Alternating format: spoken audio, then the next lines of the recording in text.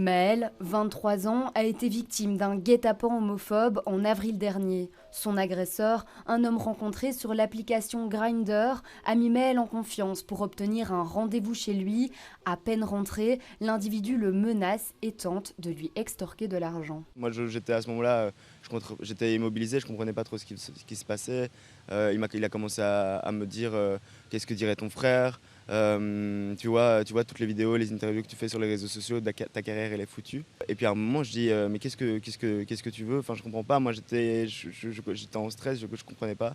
Et puis il a commencé à me demander de l'argent, donc il a d'abord regardé, j'ai d'abord regardé dans mon portefeuille, j'avais rien heureusement. Si Maëlle a réussi finalement à fuir son agresseur sans qu'il le vole, tout le monde n'a pas cette chance. Les SBL ex-aequo sensibilisent à ces arnaqueurs qui emploient les codes de séduction de la communauté gay. Donc il y a un échange de photos, souvent des fausses photos, d'où l'importance en fait d'avoir, quand on veut rencontrer quelqu'un, d'avoir un échange en visio, sur WhatsApp ou autre, pour voir la personne réellement.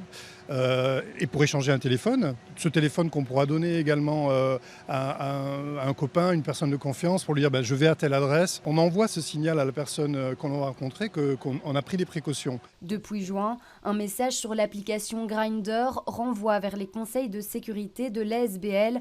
10 000 personnes les auraient déjà vus. Aujourd'hui, l'agresseur de Maëlle a été retrouvé par la police. Le dossier suit son cours.